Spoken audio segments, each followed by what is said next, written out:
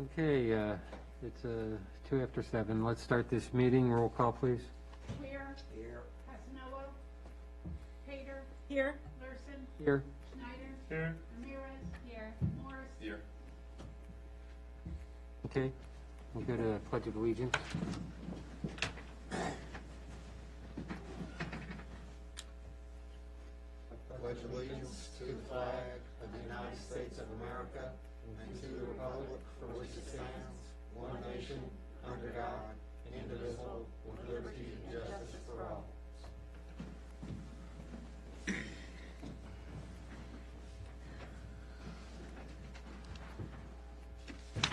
Okay, we'll start off with the first agenda item. We got the monthly financial report. It's Roberto audible now.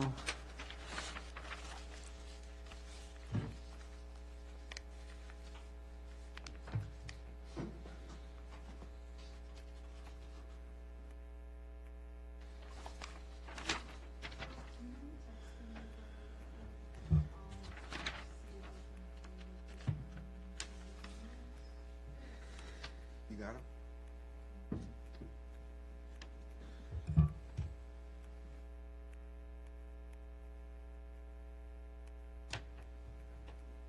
Yep, this is down.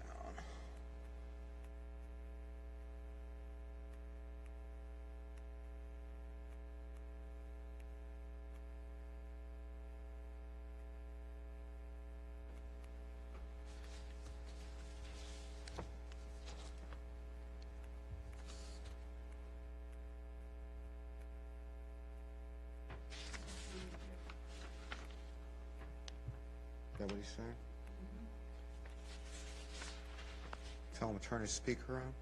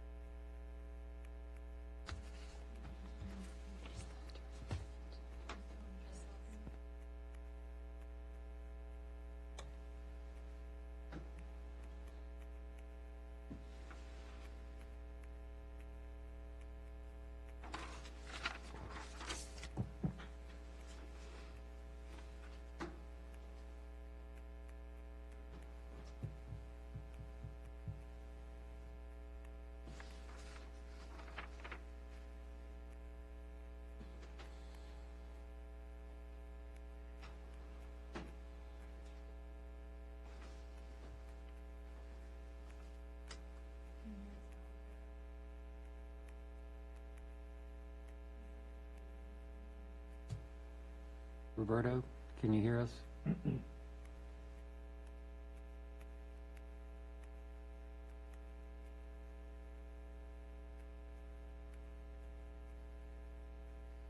Hello, can you hear me?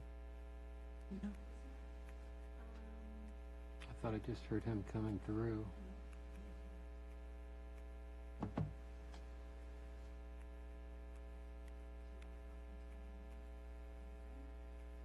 Yeah, That's what it takes. put the mic up to it. We won't get any feedback. Let's try it. Let me see. And then we can rearrange and take a brief recess from the agenda items. We're going to have you talk to us about the first agenda item. We have your own speaker coming in on the mic, so we're going to try that, okay?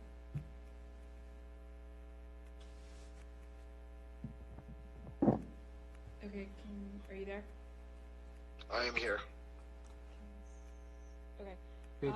We're on the first agenda item, Roberta. That's the monthly financials. Yes. Good evening, council. So on the finance side, on the actual to date, I just wanted to bring your attention to a few items.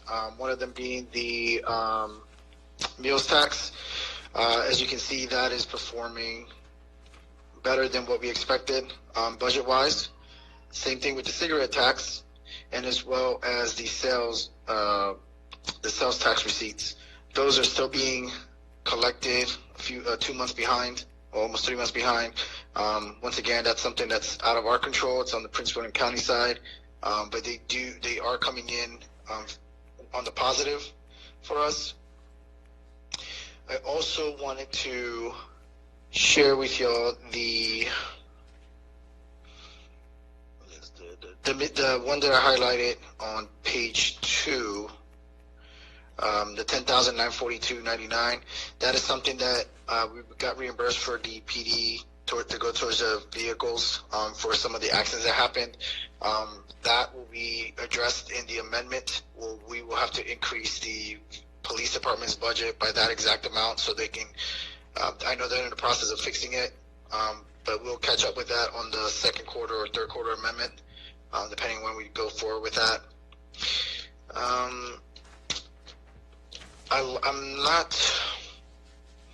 I wasn't here in the last meeting, so I apologize if I'm repeating some messages, but one thing I definitely wanted to let you all as a whole know that we have completed the expenditures of the CARES Act.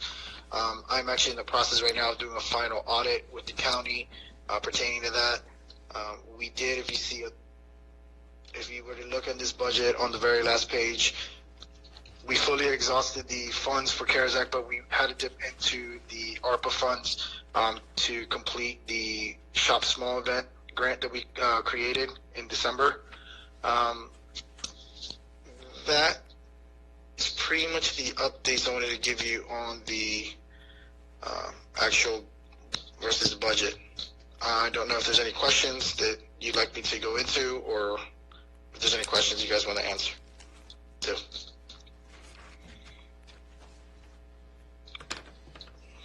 Anybody? Roberto, are you going to go into the ARP funds? Yes, I'm just trying to get through that. Okay. The next few things. Okay, so if there's no questions there. So yes, as Bob, Councilman Ware has mentioned, ARPA funds. We have finally received the final guidelines. It actually happened late December, I believe. But basically, this past couple of weeks, I've been in meetings with fellow treasurers, county and local cities, among them. And one of the things about the guidance that I will include on next week's agenda will include the final kind of a summary of some of the key points of the 40 plus page guidelines.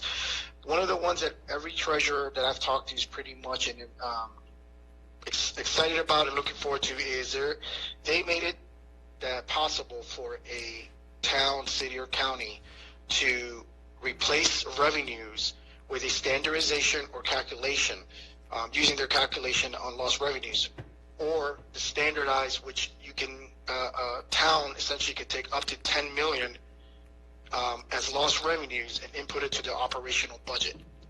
Which this means basically we are the town of Haymarket. We are supposed to get 1.7 million, a little bit more than that, but about 1.7. And what this means essentially is that if council chooses, we could take the full 1.7 and implement it into our operational budget.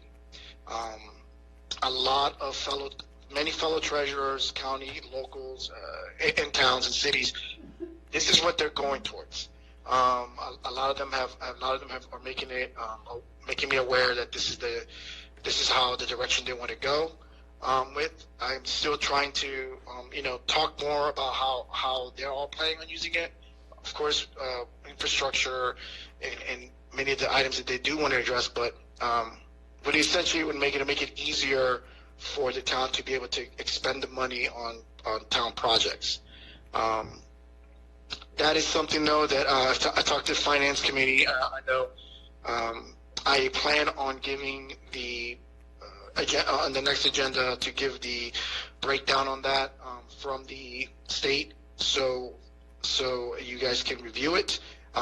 And one thing I'd like to also make clear is that even though we got these guidelines and everyone is saying the same thing, I did have our town attorney, Martin, review it, and just to make sure that what we're reading there, it is what it is. And he basically stated that yes, we can do the acceptance of the funds up to 1.7 using the standardized allowance.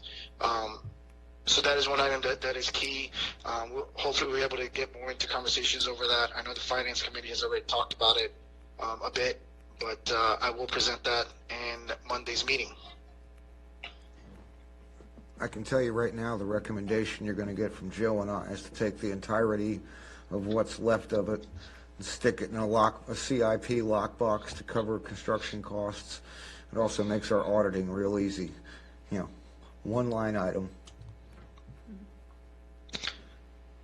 Yeah, so yes, in council, so you guys are aware, the conversation in the Stern Finance Committee is that why not, you know, if the council chooses to move forward with this, why not create it where we set the money up to be expended for specific projects, so as to say that if the money in future, for whatever reason, someone would want to use, another council would want to use the money for other than what it's supposed to be, it would be a process to do so. It would have to be a council vote. You can go through a process to make that money change for what it's intended for.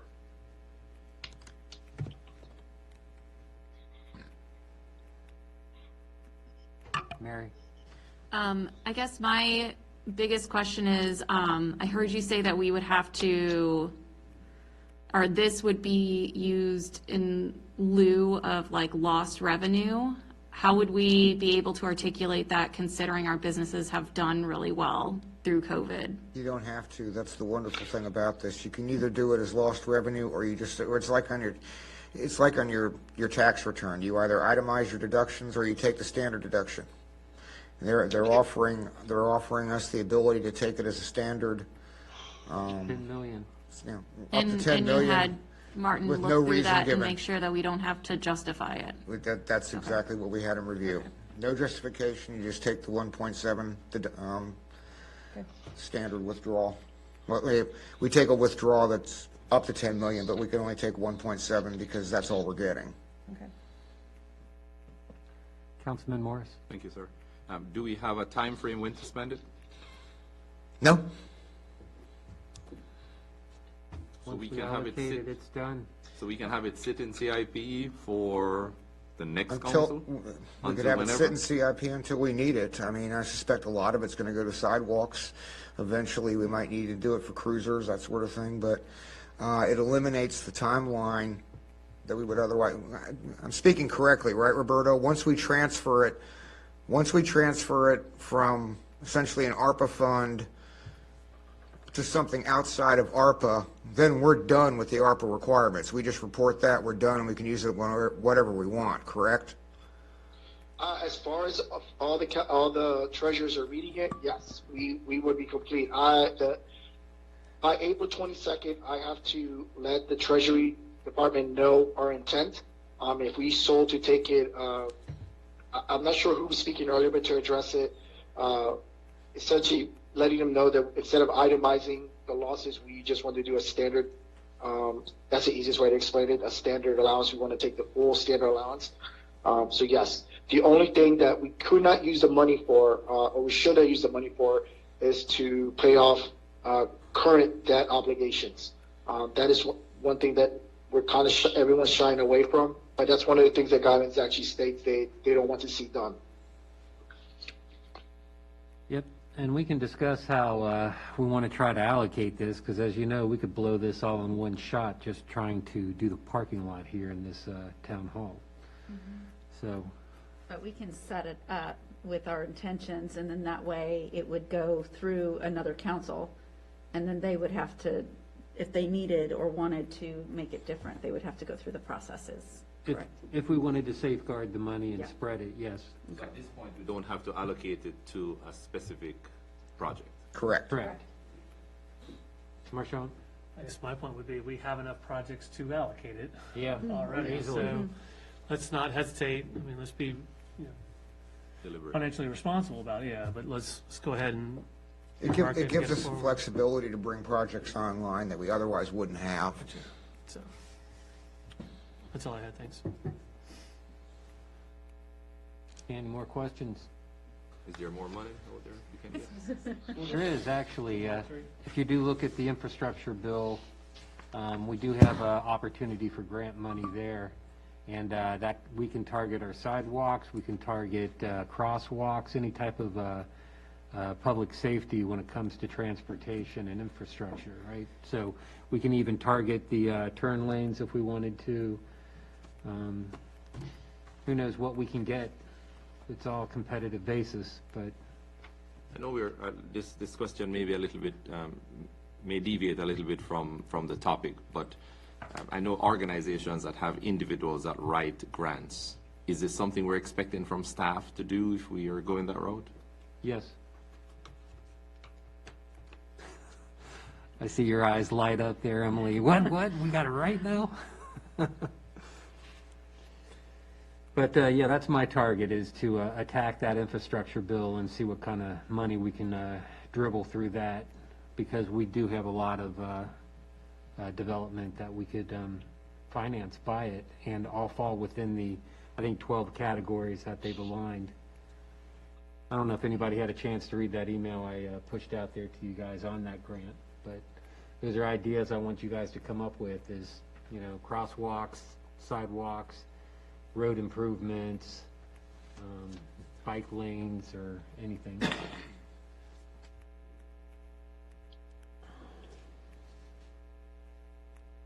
We can always be a dreamer, right? Okay. Anything else, Roberto?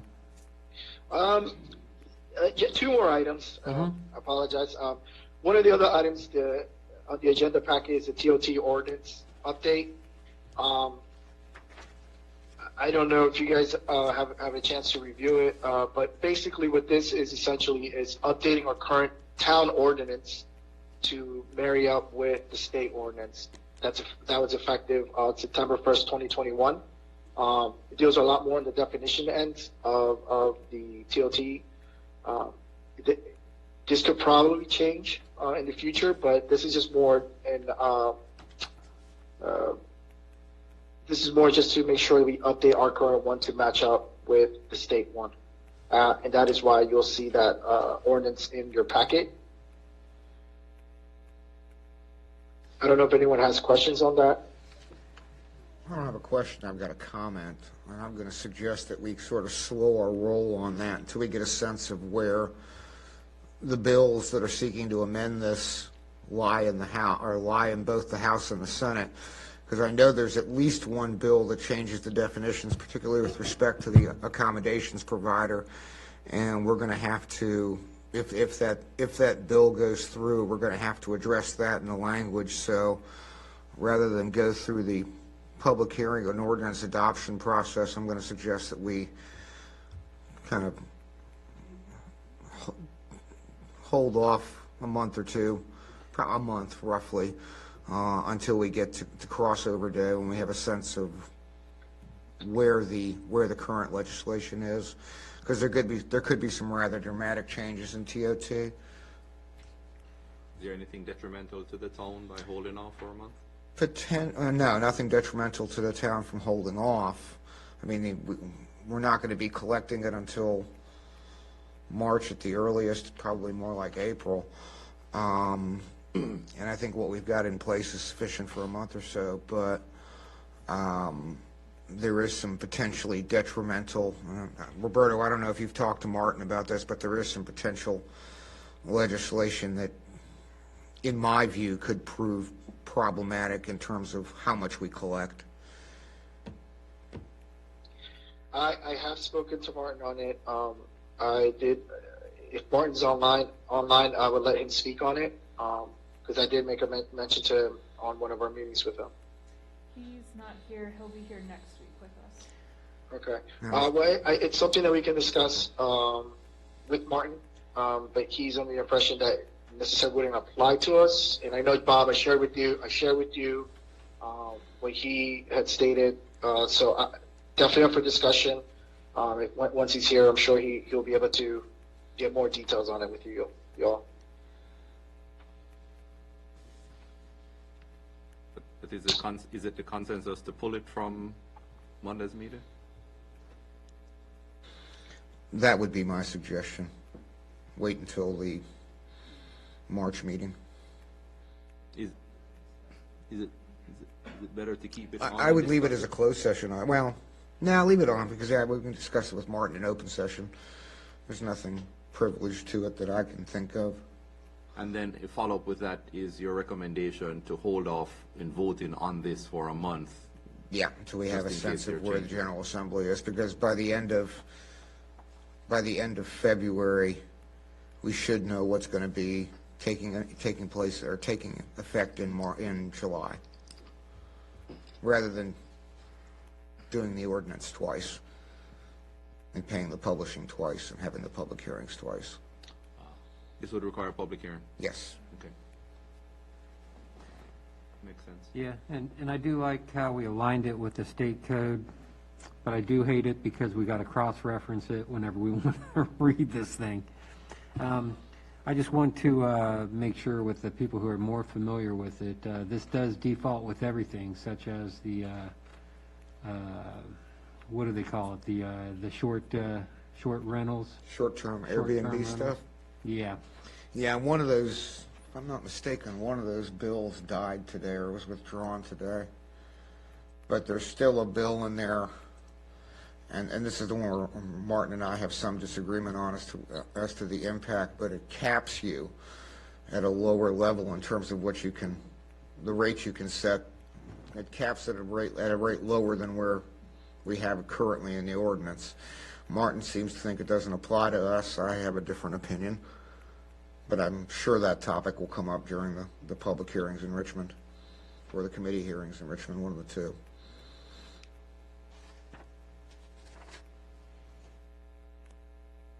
Any more questions? Okay, so Roberta, we'll discuss it next week with Martin, but that's probably as far as it'll go for now. Okay. The one last item I had was just more to share with y'all.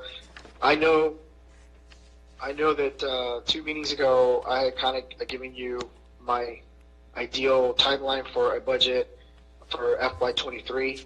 I'm sorry to say it is that time to start thinking about next year's budget. But I'm here to present a more updated schedule for the work sessions to go through the budget, and simply due to the fact that once I started talking to a few very key people on the county, the assessment office, the health insurance reps, I will not be able to produce a true, the best budget for y'all by February 28th. I definitely would like to have it on March 28th, where I should have a lot of those key informations on hand to be able to produce a good balanced budget for y'all to review and pull apart if need to. But so I'm just presenting this memo with some key dates that I'm setting up as goals to hit with you as a team, and with a possible request definitely a request for a work session that's dedicated just to the budget. No other items will be on that work session. We'll just be discussing the budget. And I just kind of wanted to get some feedback on some of these dates, how they work with everyone. Doesn't have to be tonight, but if you guys can get back to me if there's some dates that you may not be able to attend.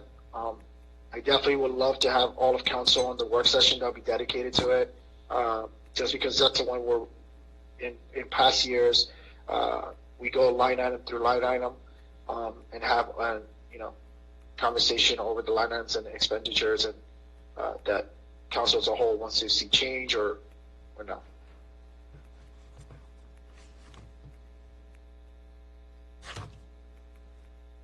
Anybody need to make note on any of these scheduled dates that he has on this packet?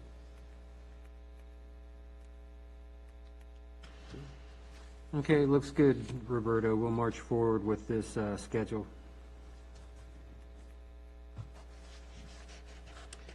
Any more questions for Roberto? Roberto, are you complete? Yes, I am, sir. I am. Okay. I'll leave him on speaker in case we need him, so he'll still be here with us. Yep. Okay, so we'll move on then, even though we kind of discussed it with the budget, the Todd ordinance. I guess we'll open that up since it's on the agenda here, but I think we all have already discussed that. Any more comments? Yeah, Roberto Kinda swapped it, so he gave you that update. Okay, Okay. then I guess next item is the Crossroads Village Center, SUP. Yes, so tonight we have the Crossroads Village Center up for the traffic discussion. I've attached, we're on packet page 14 for everyone following along. So you'll see here the brief memo summary that I put together. Council previously requested the applicant to submit the full traffic impact analysis, and Mr. Woodinson in the attached email regarding the traffic analysis. And then you'll also see a table with updated traffic numbers as well on the following pages. So you'll find those items attached for our discussion this evening, and that table of numbers is going to be found on page 19. The applicant is here to discuss with the council should you have any questions or discussion that you would like to have prior to any decisions that would happen at next Monday's meeting. Okay, open for discussion. So what was it again that we had asked for? We had asked for from the applicant? The council had requested the traffic impact analysis from the applicant. Was that received? Is it this? That was not received based on traffic numbers. Mr. Wooden explained it in his email that's attached here on page 15. But based on some traffic numbers, they chose not to do the full traffic impact analysis. But I'm confused. Help me here. So, Mr. Wooden came to us, there was intense discussion concerning it, and we had requested the traffic impact analysis. That's correct. But did I understand this correctly where it said, after thinking how to present this so the best educated decision could be made, I concluded that I needed to show the traffic impacts of the by right alternative that we would build if council so chooses to deny the Starbucks? What I'm trying to understand just reading this was, if we request a traffic impact analysis and we don't have it, then what are we discussing tonight? So based on the email from the applicant, they have requested that the council discuss it. They're coming up on a deadline with the Starbucks user that they need to give them an answer, SUP approval by February 15th so that they can make their decision. And so they've asked us to have the discussion, and so they have chosen not to submit the full traffic impact analysis. However, they did submit these numbers on this other table, and so that is why I included the email discussion of them choosing not to submit the TIA. Okay, that's where I'm getting this disconnect, because the only answer for me is, okay, where's the traffic impact analysis? I mean, that would be what we're walking away from the meeting tonight, asking again for the impact study. So that's where I'm trying to, I'm having a disconnect, because there must have been some reason behind, and I remembered I wanted to see too, but there must be some reason why the council made a decision to request this from the applicant, and here we are 2 months later. Yes. No, we asked for it in August. We had that special meeting to talk about Crossroads, right? I November believe meeting. November there was the formal request was Oh, okay. asked. Okay. So, bear with me.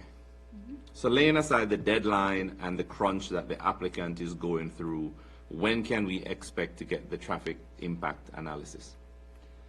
So if the applicant moves forward with the information stated in the email, they asked their engineers to hold off and do the counts in January to get possibly a more realistic outcome. And Grove stated they would do so, but it needed to be in late January when the traffic typically returns to normal. So if they're keeping with what that was stated in that email that was on January 7th, then that would be the time frame of the traffic counts would have been done late January. Today's the 31st, and then a TIA would be turned around after that. But that question and that time frame is probably best asked to the applicant. I only have the information that was. I totally understand what you're saying, but as far as I'm concerned, and I'm not speaking on behalf of council, but as far as I'm concerned, this is how I read it in my mind. Council had a debate over supporting the applicant, but they needed a TIA. So they made a formal request to get the TIA in November. December passed, January is at the end, and the applicant is basically saying, I'm not giving you what you asked for, here is something else. Am I misunderstanding this? That's my correct. assumption. I was going to say, I don't think you're misunderstanding it. I think we're being asked to make a decision based on information that we do not have that we requested. Okay, so Mr. Mayor, I would just want to know from the applicant why we haven't gotten the information then. Because what's the point in discussing anything further if the council, the governing body, is requesting information and the applicant is choosing not to give us, but saying, oh, they have a deadline with a store. So since we have the applicant here, we can ask. If you would like to respond on. Evening, Council. Sir. Yeah, so in the aforementioned email, so the issue with the TIA was based on the timing of it. So VDOT will not allow any engineering firm in the state of Virginia to do and accept traffic impact analysis during the month of November and December. That's a fact. They had stated that in an email to the town. Obviously, the town wished to move forward with the TIA. So I said, okay, we don't have a choice to do so, but let's move forward. They went out, they did the traffic counts, and in my email that I'd mentioned to you, when they did the traffic counts, the Route 15 and 55 was 21% increase over 2018 TIA that was provided. And then the, let's see, what was the other one? Route 55 in Costello was a 9% increase over the 2018 TIA that was provided. The Hey, traffic Don, engineers. Don't interrupt you. So the Costello Way is your main entrance. That's the traffic light into your site, correct? I do not know. Okay. You Sorry believe to that interrupt is That is, the case? that's correct. Okay, That would be- that's the signalized intersection. So we have the main interchange, which was the increase, and then the increase at the signalized intersection into the site. Thank you. Yeah. So the traffic engineers had a call with us in regard to the data that was collected. They said that a traffic impact analysis would be inconclusive. It would not be, it was not be based on any data that would be reliable, and they highly recommended not doing a TIA because it would not provide anything of factual circumstance. So I said, well, when could you do that where it would make sense, where we would get accurate data? They said the earliest that they would see to do that would be in late January, which is when they and VDOT finds that TIA traffic data becomes reliable and it normalizes. So I said, fine, do it. So that was ordered, and so I've got hot off the press, which I can provide to you, which will be helpful. You can hand them over.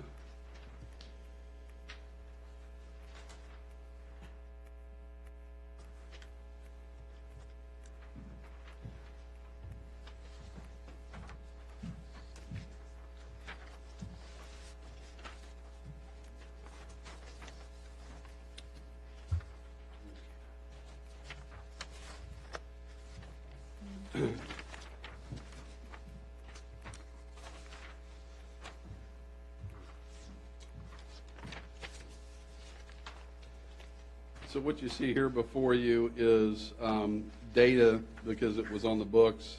I told them to go ahead and do the spot data on the one that was so far out from ordinary, which was the Route 55 and 15. And they did that late last week. So that was when they had set it up to do it.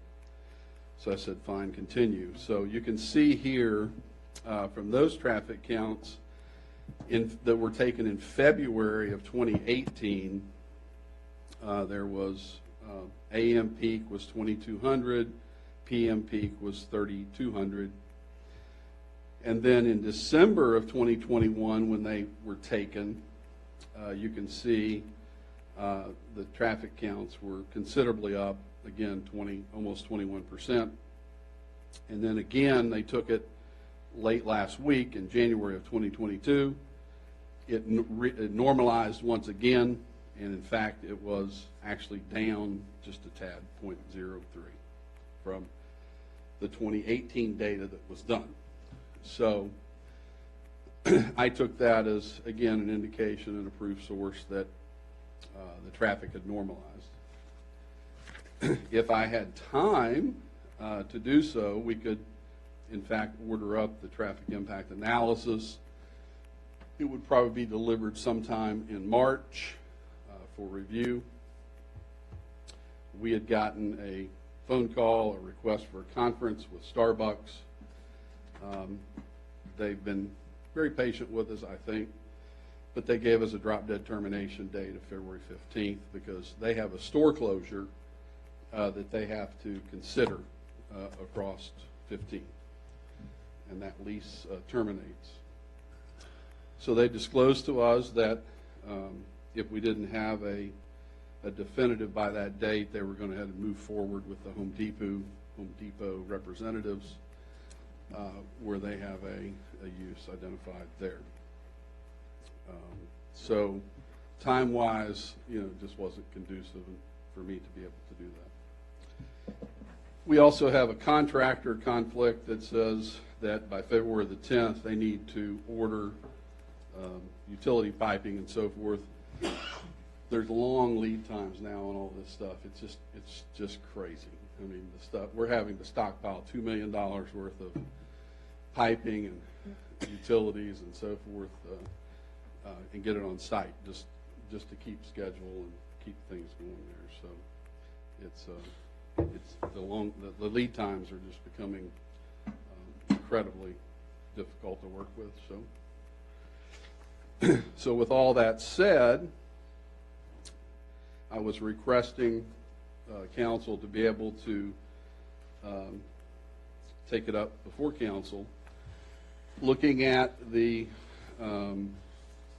distinction between a by right use, which we have had to architect, engineer, which will be simply a multi-tenant building that we will put there in place of the Starbucks if you so choose to deny that one. We have to move forward. It's just a reality of construction. When you get in these bad places, you just have to make a decision and move. So that's what we're having to do. And so I told the engineers, I said, well, it would help everybody if they understood what we would be doing there by right in lieu of an SUP on a Starbucks. So they did that analysis for us, provided the data here for your review. So that kind of helps, hopefully helps summarize it for you. Mr. Mayor, I have 2 points. Can I make them? Go ahead. Thank you, sir.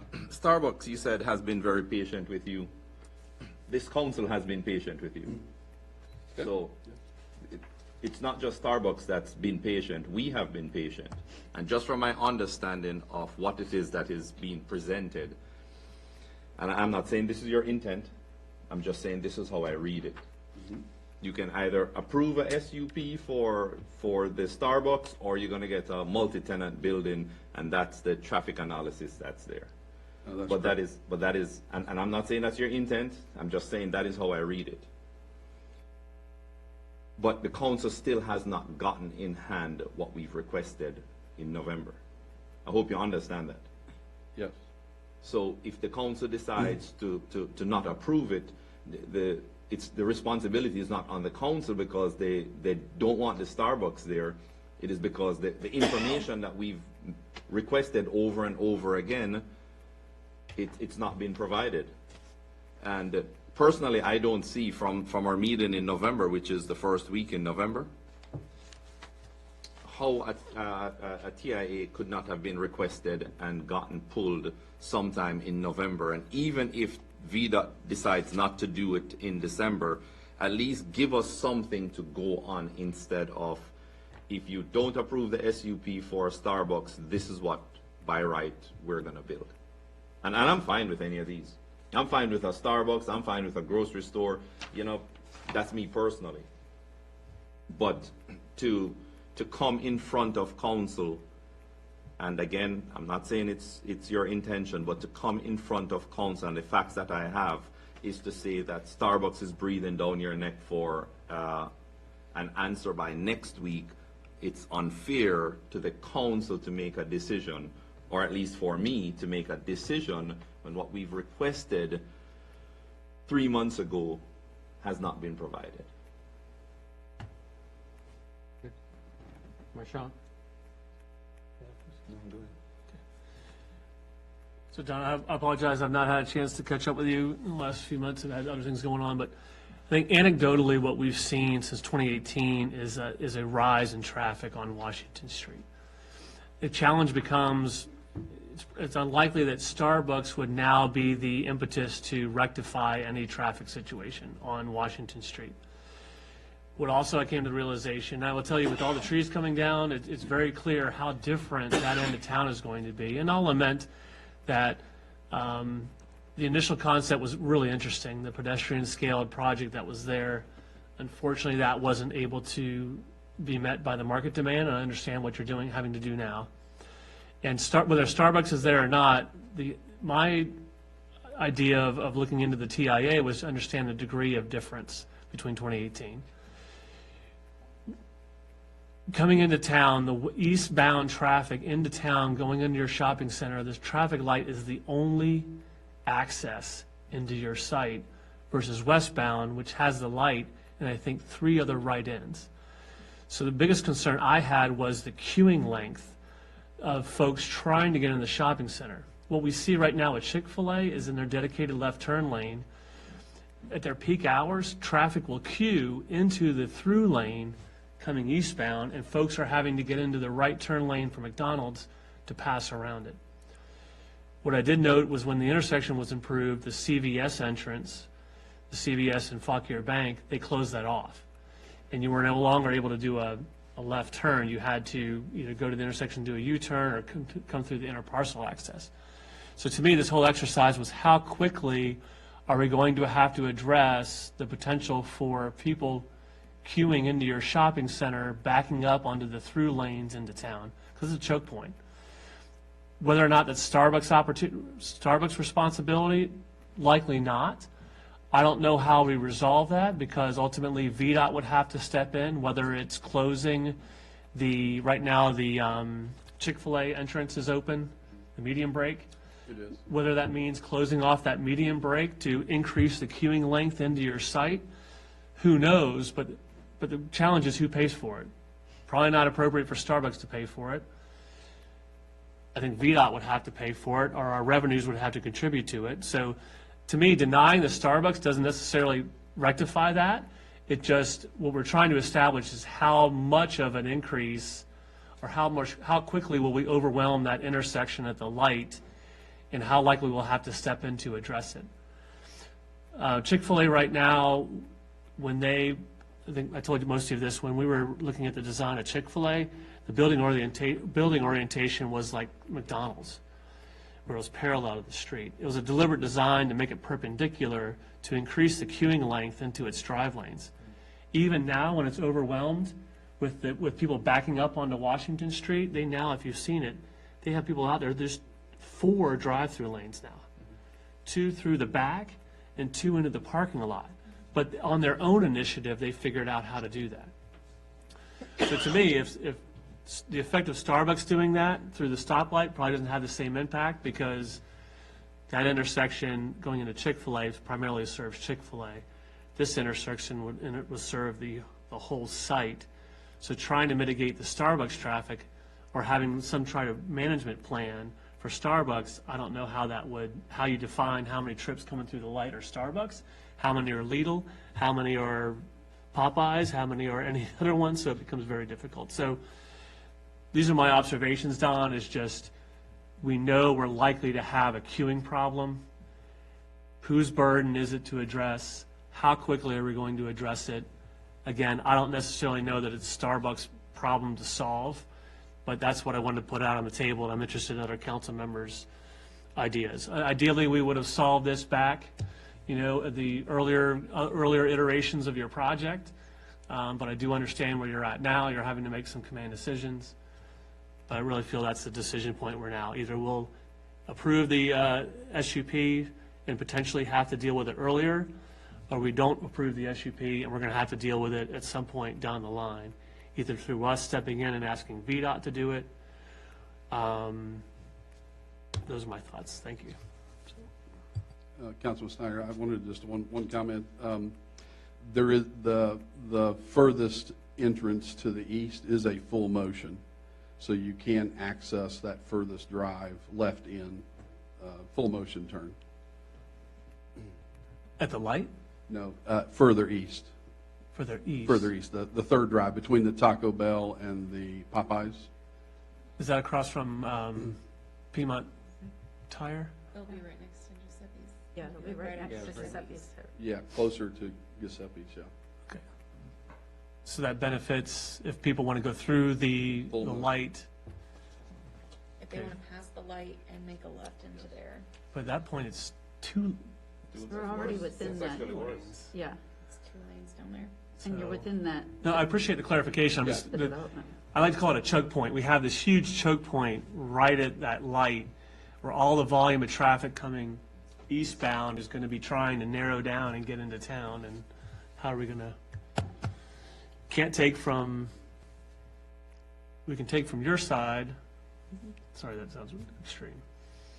I don't know that we could take any more from the other side just And make our because, town an S-curve, is that what you're saying? no, do a traffic circle. I'm kidding. Say that. I'm kidding. Just Piedmont Tire and Auto or Foster's, they can't give up any more right-of-way. They're already limited, so thank you for the clarification. Anyone else have any comments? Okay, I had this discussion with Marchand, and I apologize, I stole your thunder a little bit. well, you did exactly what I said, and that's inevitably when this light goes up, we're screwed anyways. I mean, you're looking at a huge stacking problem, and it's not because of the factors of what they want to build or what's in town. It's just the development outside of town and the people wanting to come through. Our traffic's just going to increase. Now, it's too bad that this wasn't taken into consideration back in 2018, but I guess we weren't as smart then as we are now with what's going on here. So the question here is, do you, since it's difficult to determine how much added load this is, do you just say this load is insignificant and you can't put the load on the SUP for Starbucks? Do you say as long as we mitigate the stacking that Starbucks is going to accommodate, is that okay? The stacking outside because of the light, that's just that's going to be problematic no matter what. These are the considerations everybody's got to take and play here to make your decisions. It boils down to we want this town to stay a walking town, which means we got safety issues with all these turn lanes and people trying to bypass each other. As a matter of fact, when I turned in here tonight, there were a couple with their child walking, and they were fairly close. I definitely missed them, but I didn't see them until it was too late. And it's, man, we're opening up a lot of opportunities for that to happen. Does the police need to check on them? Yeah. They were missing a lot, so. Yeah, I don't know if you you saw that looking out. I was like, oh man, So, yeah, so I apologize to them. But, yeah, these are all considerations that need to be taken into play. But you also got to understand that this SUP, Don has tried to mitigate things with stacking, with making it a one tenant, with expanding the outside collection area for people who do want to walk and kind of seat in the little patio area it's had. But then, of course, what impacts are there with traffic? We don't know. But is it going to be insignificant compared to what the impact is already? That's up for you guys to decide. I get to sit around and just watch and eat popcorn. I only get to take the vote if it's a tie. Bob, you have some comments? Yeah, I'm not going to debate this any longer. I'm just going to make a couple of comments. And quite frankly, I was that damn smart in 2018 because I saw this coming. I think I made several comments to it. And one of the issues that I've had since 2018 are the numbers or lack thereof. I mean, if you go back to the November meeting, one of the questions was who prepared the numbers. The engineer denied that they had done anything since 2018, which is why we asked for the TIA from the engineer with an engineer's signature or seal on it. We don't have that. I have two partial spreadsheets. I don't know where they came from. I've got no supporting documentation. You know me, I want supporting documentation. It's the same argument I'm currently having with the county planning office. Don't give me a table if you can't support it. I'm worried about the impact on walkability. I'm worried about the growth in the area. I mean, since 2018, you've got the addition of pad sites and now the Home Depot. You've got the addition of Carter's Mill, several hundred homes. You've got the addition of the UVA and the Haymarket Landing homes. I can't remember what the other one's, Briarton Estates up the road. Now we're adding 222 at Utterback.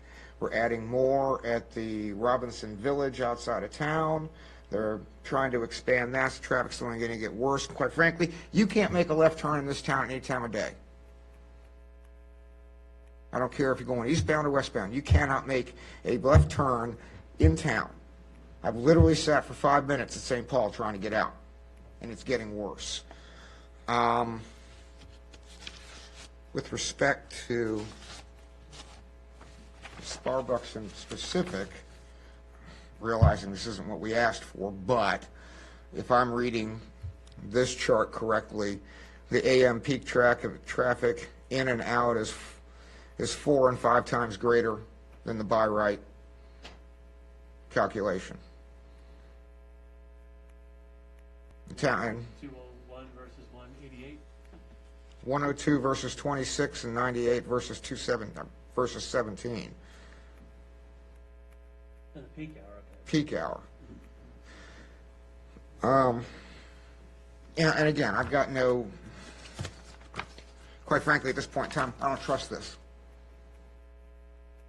I've got no reason to trust it.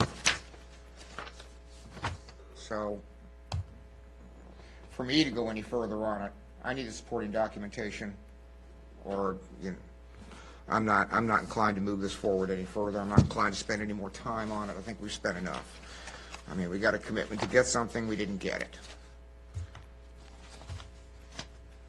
I guess, Bob, can I spoke to Bear for a second. What is that additional, I guess to my earlier point, what is the expectation with that information that Starbucks would?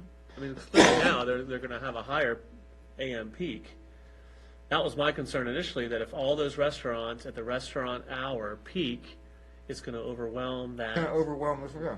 Yeah, so but what is it, I guess, what could we, when I was trying to figure out what could we reasonably put on this SUP to mitigate that? I don't know if there is any other than just denying it, but then. My gut sense is there is no mitigation.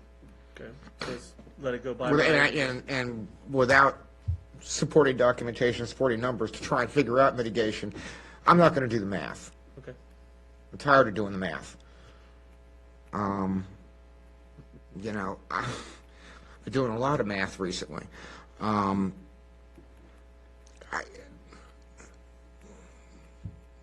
foresaw this in 2008, or 2018, excuse me. Nobody wanted to listen. We're now stuck with it. So it's making the best out of a bad situation. And the question is, can we even make an acceptable situation out of a bad situation? And I'm not sure we can. And I'm not sure, and at the end of the day, I mean, we can only do what we can do, but I'm not going to make it worse than it otherwise would be, if that makes sense. Of course, of course. So, playing devil's advocate a little bit, the revenues of what we know Starbucks could be versus what a potential unknown tenant would be. I looked at that to say, okay, we generally it's accepted that Starbucks generates a high amount of revenue, but our ability to use that revenue and impact the road network is almost nil because VDOT would have to step in. I don't think there's a solution even through VDOT. And the question is, are we going to give up quality? I'm going to hate to make this argument, but are we willing to forsake an incremental, are we willing to make quality of life incrementally worse in the form of traffic in pursuit of the almighty revenue dollar from the Starbucks? And personally, I don't know if you've been following what I've been doing recently, I've made the very same argument before the county that I'm not willing to make that trade for a data center. I'm sure as hell I'm not going to make that trade in town. Well, that was kind of my earlier point. Our ability to affect the traffic impact based on the higher revenue is very limited. So to say that that would be the mechanism with which to address it is kind of a false premise because it's not there. Thank you, Tracy. Yeah, absolutely. So my only point, well, several, because I do agree, we've got quite a few variables that are unknown with the traffic from the two subdivisions that are coming through. If we don't, how are we to make a decision based on things that we don't know? Like we don't know if VDOT is going to contribute or be able to remediate or mitigate the traffic situation. So we're moving forward with this huge unknown. All we know is that it's going to greatly impact the traffic of the town. And then we're just left with this mess without having any viable solutions. So that is my concern, because much like Councilman Weir, I don't know that I'm fully trusting of these numbers. Because I live it every day. Like I come off of my street, I have a hard time turning left. I turn right just simply out of frustration and then loop around just to get to where I'm going. Like I do it because I love where I live, but it's an impact. I'd be challenged to make a decision not knowing how I'm going to rectify what that impact is going to be. If I knew that I had solutions already in place, what is VDOT going to do? What are they going to offer as far as a solution? I don't know. They may not offer anything. The idea I have of what would VDOT do is, like I said earlier, they'll close the turn into Chick-fil-A so that they would create a longer queuing distance, but then Chick-fil-A then it has to go through the light, do a U-turn. Come around. To come back around, so. My love. Thank you. Can Mary go? Yes, before you? yes, sir, Chris? definitely. For me, I think that we're having a lot of debate about potential mitigations for something that we don't have the information we asked for. So I kind of feel like it's mute since we can't confidently move forward since we don't have the numbers that we can reference. It's a shame because I do love Starbucks personally. I know a lot of people would love a drive-through Starbucks. I wish that I could have been a part of the conversation when this was designed because I think that we could make it work, but yeah, I'm not comfortable continuing this conversation or debating mitigation opportunities because, again, we don't have what we need, so I'm sorry. Councilman Morris? Thank you, sir. I just went back and checked my notes of my comments. Can I be candid with you? I felt like you slapped me in my face because I was very harsh with the rest of the council to give you a directive to bring back what you needed to move forward. I was very strict. I was reading my notes. I can't believe I said these things to the planning commission. And that's how I felt. That's how I feel right now about this, because I know that it was being bounced around, and I wanted council to come to a consensus of what they wanted from you to move forward. We requested a TIA from you, and you in turn said, nope, I'm not giving what you asked for. This is what you need to make your decision, and this is not how, as this council now sits in the governing body, this is not how we do business. Thank you, Mr. Mayor. Can we ask Don to respond to the challenges of remediation or mitigation? Yeah, I'd like council to consider a few things. I will say that at this juncture, I'm fine with either approval, honestly. The impacts to us is minimal. I mean, we could do one or the other, and we have to move forward. So I'm fine with whatever direction council takes. I'll add a few things that I think may go into helping you. So from the beginning, we've been trying to assist in mitigating some of the traffic impacts that you already have in the town. If you recall, one of the arrangements was that we were going to receive traffic out of the Chick-fil-A parking lot into our center on a one-way basis. So the traffic that was queuing going out of Chick-fil-A that was causing a problem as well, they can go through, and they will go through the center from the Chick-fil-A lot.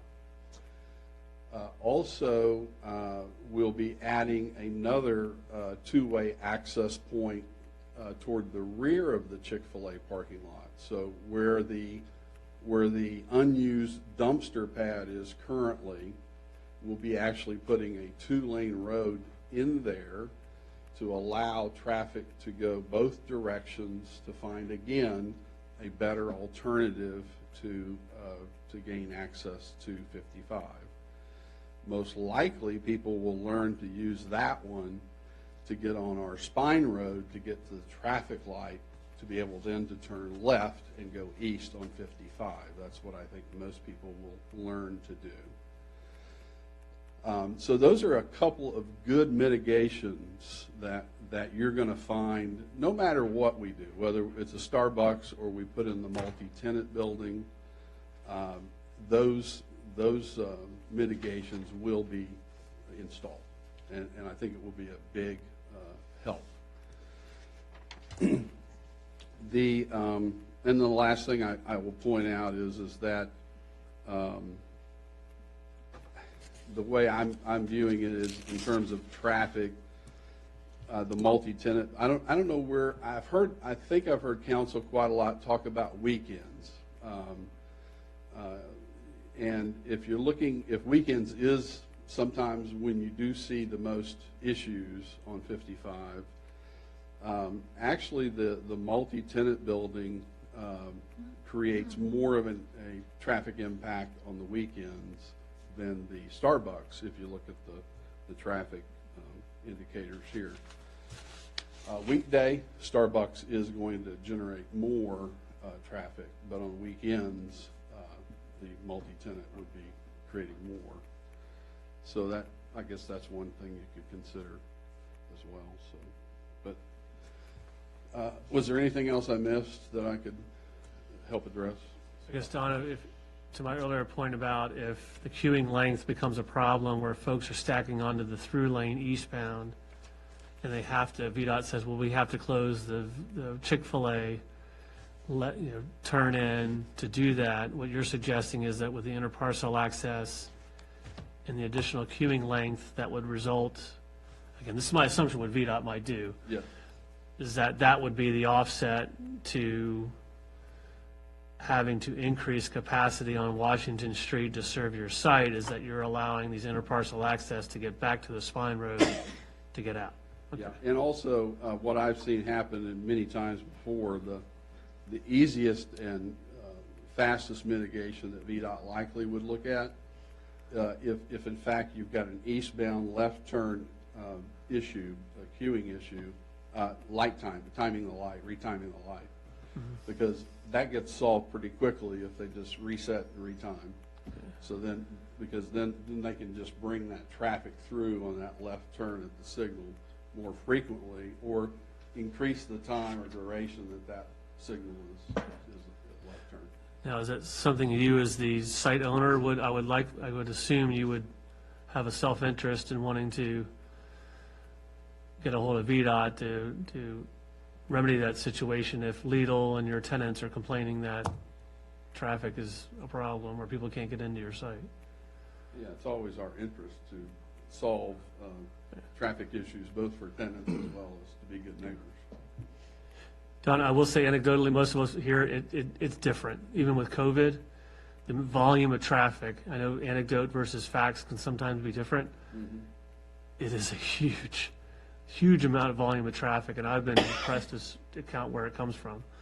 It's faster to get on 66 and get from Gainesville points west.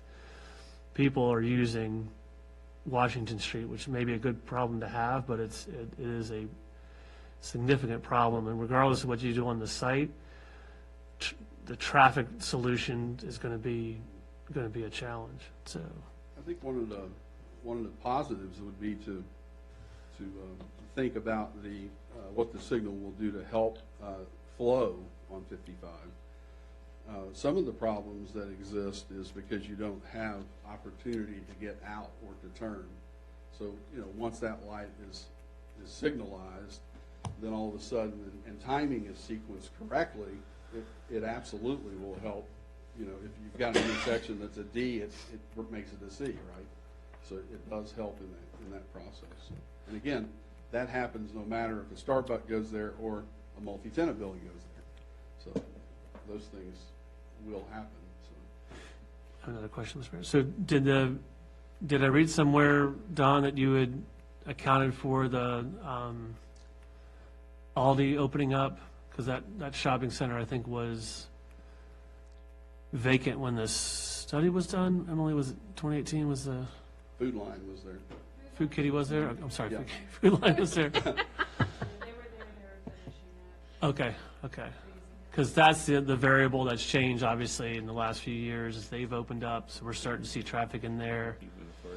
McDonald's did do the dual drive-through lanes, which has decreased some of the backup onto Washington Street. We've seen that result already.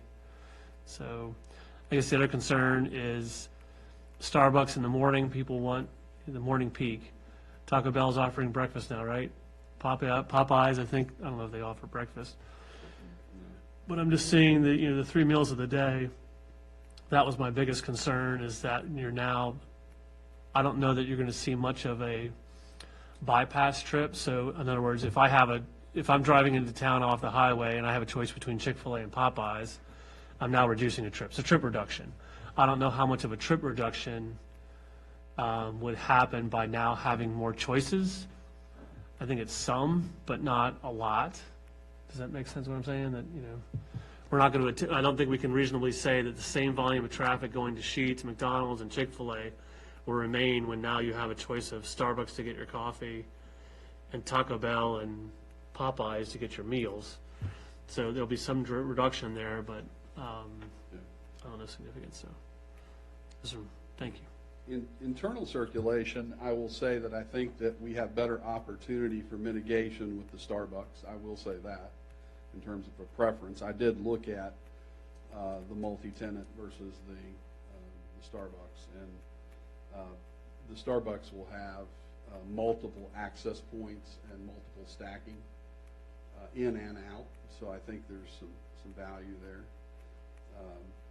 I talked to Starbucks. It looks like you take about 60% of the traffic out of the drive-through lane, which, as you remember, or maybe not remember, but we've now pushed that out into going, what would that be, going north versus coming back out and queuing at the light. So that traffic, what I see and what I think we all see is once that queues out of the drive-through, most people, I think, will make a right to get out and go to the light.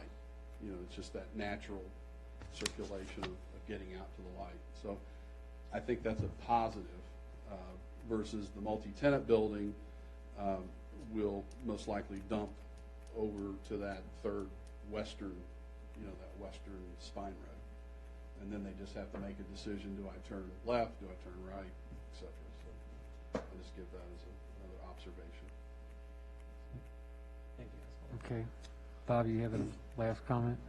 Last time, because I swore I wasn't going to debate this tonight, but I think one of the things that we're not even touching on is the morning townhouse traffic, which I think you also need to throw a consideration in. I'm also, as these scenarios build, and we start talking about potential mitigations and interparcel connectors and that as unintended consequences. I mean, as it stands right now, to make a left if you go to CVS to make a left, for me to get back home, I have to go to the Chick-fil-A entrance. That's a nightmare, especially if their drive-through is full. And once you get past the Chick-fil-A drive-through entrance or drive-through exit, then you have to deal with the people that are coming the other way and coming out of Chick-fil-A's parking lot.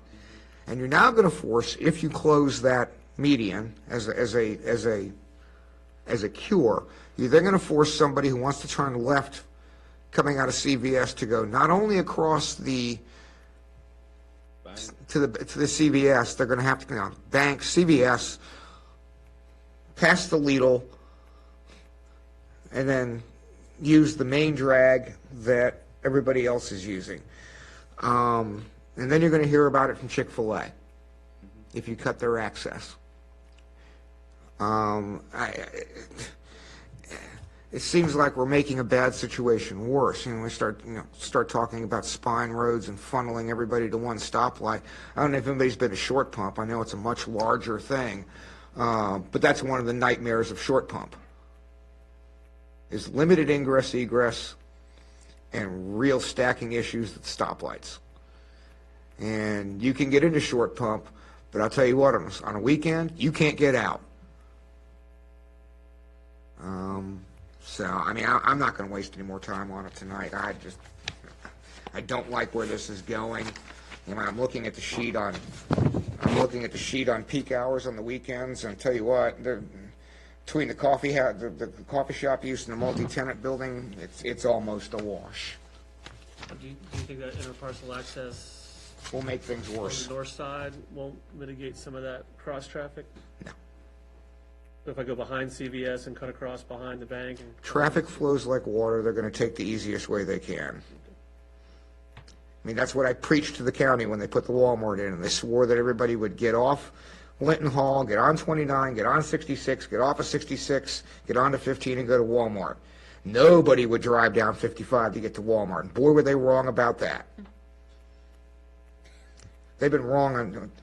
The traffic engineers in this area have been wrong more than they've been right.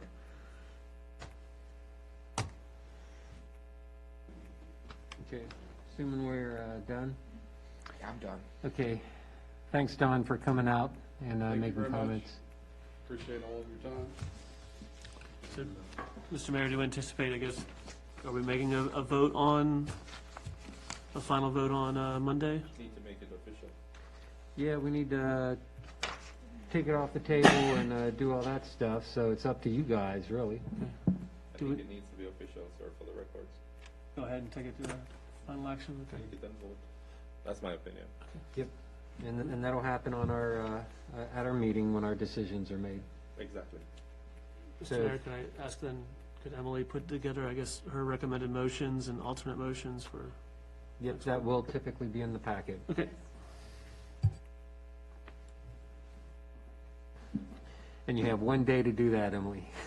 That's Sound like usually what someone it I- is. you sound Yeah, like so that someone we I get a used to week's worth serve of with. packet time. Sound like David. Well, you get a week's worth of packet time for the town comments, for the citizens' comments to come in. Okay. Let's move on. We got the personnel policy for sick leave donation. Yes. Okay, so what I've drafted up here is a memorandum discussing, we're on packet page 20, We recognize that we need to work on the personnel policy updates as a whole. This is a smaller section of it that we're asking council to review and discuss with us tonight. However, I've put a schedule at the top of this page right here. I would like to work on a draft update to present at the April 25th work session of the entire document. Council would review that document. We'd have a discussion that night. You'd have an additional week for discussion, and then we would work on updates, staff would, for the month of May, and then a final draft would come to you on 5/31. A proposed adoption date would be on June 6th, and then the new personnel policy would go into effect on July 1. So in the interim, due to something that arose more recently amongst staff, we have asked for council to review the donation program for sick leave.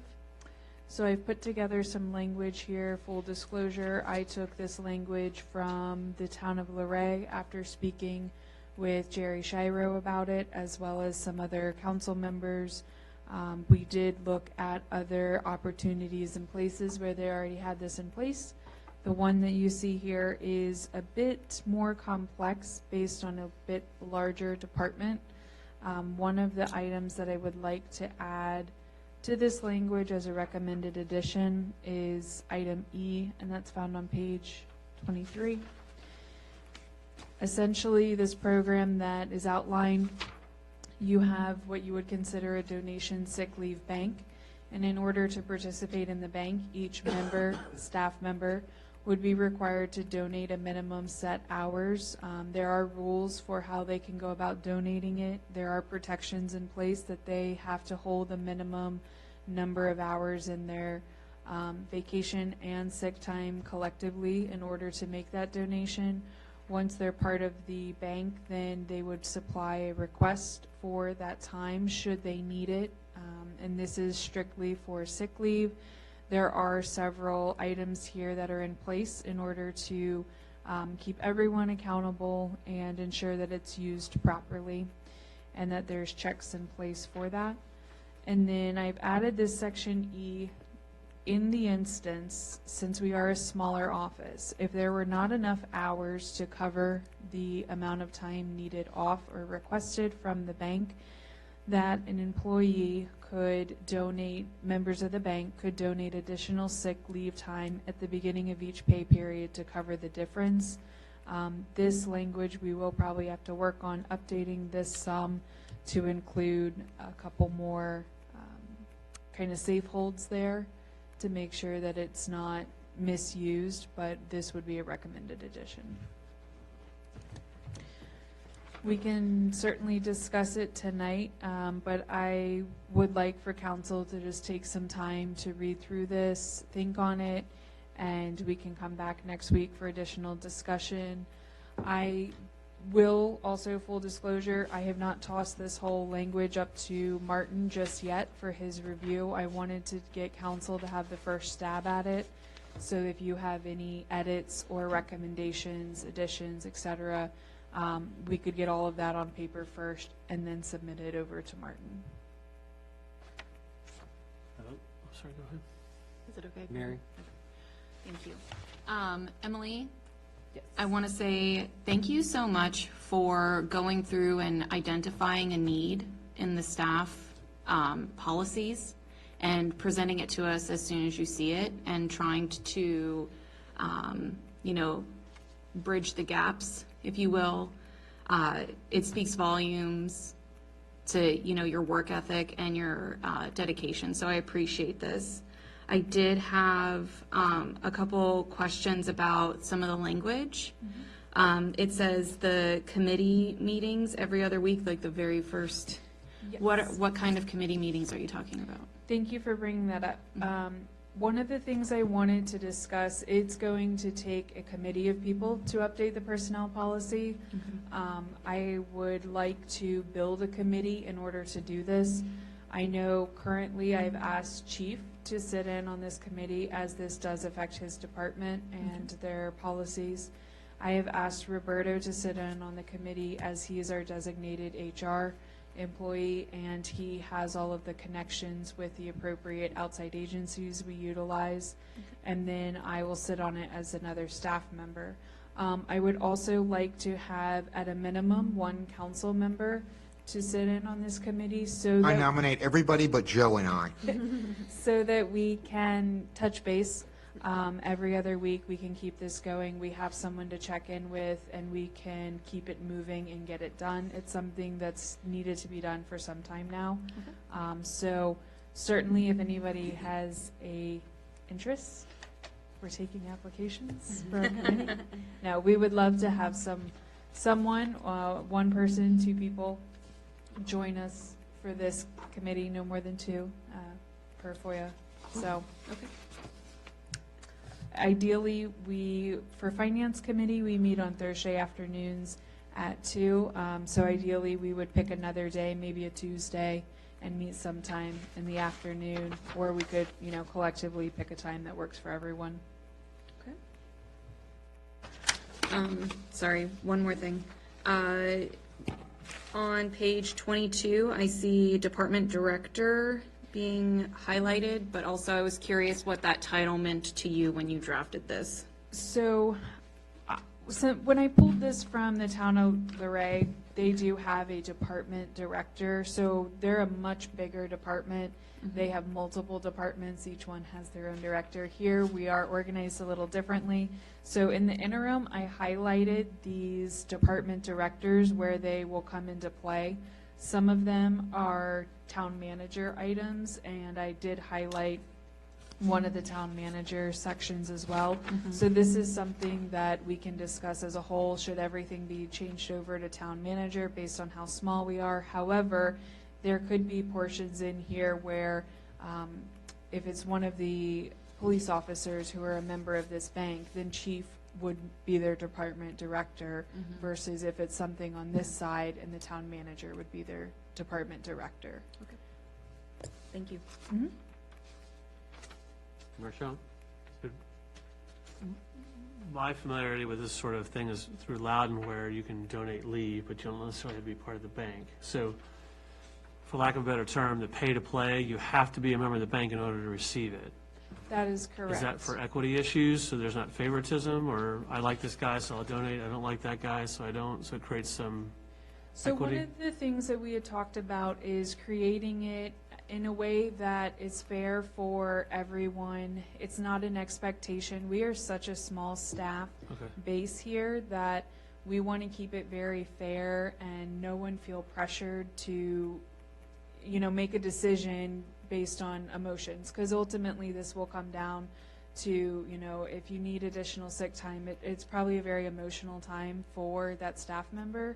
So we wanted to have something in place that is equitable, and you pay to play for, that use. Essentially, if you're not part of the bank and you need to leave, you'll not be able to receive it based on this. Correct. However, you do have the opportunity, should you have the leave in place, that you can join at the beginning of any pay period, that you would be able to join the bank. So it is kind of a rolling admission. Okay, so it's not like It's not open enrollment once a right. year. It's not okay. January 1 or July 1. You have to make a decision. It would be a simple. There is an application. We want to keep it very, formal in the request, so we know exactly who's in it and at what times they're in it. If you choose to drop out of it, you can drop out of it. So we'll have those safe holds in place. There's also, if you put your money in and you choose no longer to participate, I do believe the language is in here. I'd have to go back and read, but you would not be reimbursed for your 8 hours that you put in. There are amounts in here, a maximum that could be donated per request. So there's some of those items in there Is as well. 240 considered typical, or that's a went- lot? I went with what the town of Luray had at the time. We can certainly discuss if that needs to be modified. And then your recommended addition was to the point I just said, which where if you needed to have access to it, you could donate into it on a rolling basis if you needed to. So the addition would be, I'll throw a hypothetical out there. An addition that I've recommended is in the instance that Roberto, Kim, and I are the only 3 members of the bank, and we've each put in 8 hours for a total of 24 hours in the bank. And, you know, knock on wood, this does not happen, but somebody, one of us members would need to go out and say we need 36 hours. So we're now shy the 12 hours, you know, of the bank. So what we could do is the other 2 members who are still here could talk to one another or make the decision separately. I would like to donate those 10 additional hours to cover that person's time. And so we could add more in at the beginning of a pay period if we recognize a deficit that we would like to cover. But there's no pressure to cover that. And then I did read in there, thank you, and I did read in there that they can't drop below 40. You have to maintain a certain amount of sick leave, so you can't deplete it and then, Yes. in case you get sick a couple days later. Yes, that's correct. Okay, thank you. Thanks, Mr. Mayor. Anyone else? Mr. Mayor, when we did the org chart a few months back, are we still looking at morphing the PD liaison to a staff liaison?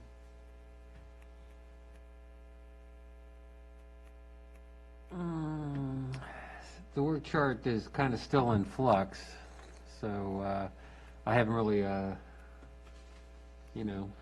thought about that. What you're saying is make it a complete liaison for the whole town staff, police department and administrative? I think that would be appropriate. Okay. Would, if that's the case, to make it a personnel liaison, would council like to, do we need a directive? I don't think so.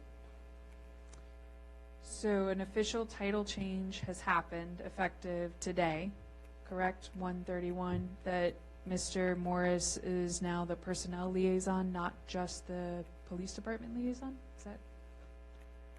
Well, we would have to put that up for discussion and let the council kind of make a decision on it. Okay, so is that a discussion that you guys want to continue tonight or have it at the next meeting on the 7th? I mean, if that's the case and council agrees to it, I'll work with your team, the committee, to put together the personnel policy. Okay, Because I'm doing it with the PD anyway, okay, so it will be, it's the same. We're going through the personnel policy now with the PD, we're going through the general orders and a couple other grants that we're going through with the PD, so it's like, I mean, part of what you would discuss during that committee is actually gonna impact the police department. So there are a couple of changes that we've done there based on some of the directives that the direction that you're going. okay.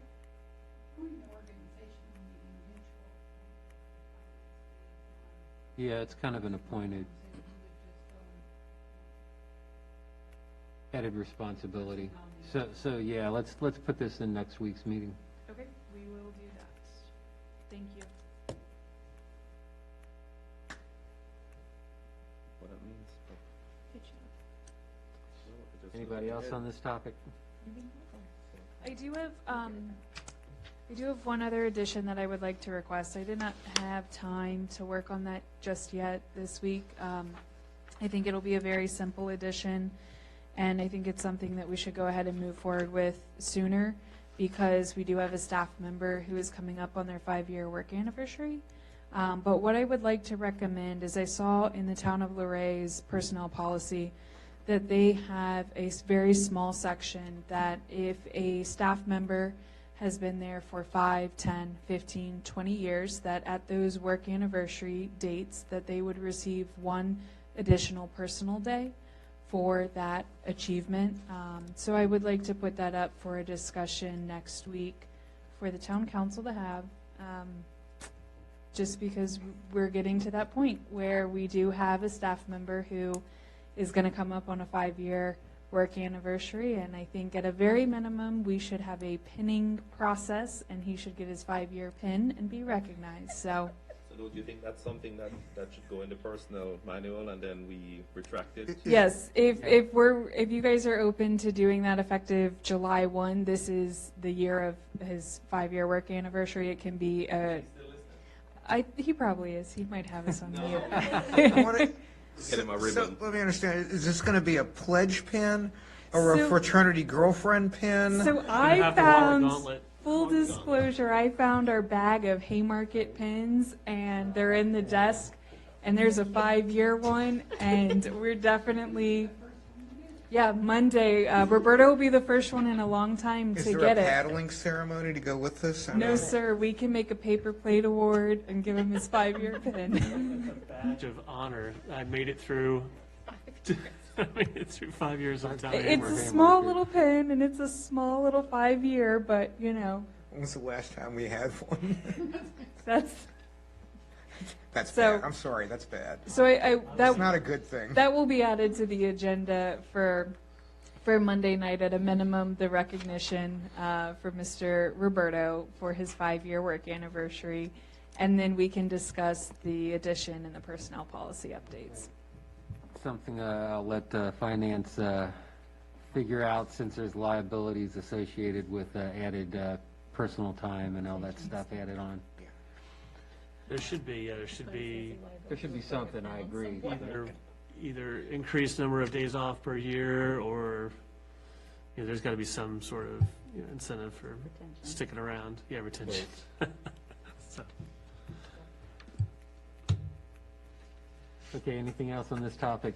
No, Good, let's move on. Town sidewalk RFP update? okay, so before the meeting, up on everyone's desk, I passed out an update from our town engineer. I apologize, we didn't get it in sooner for the packet, but essentially this is our town engineer's recommendations and discussions of the two different types of RFPs that we could go through and do.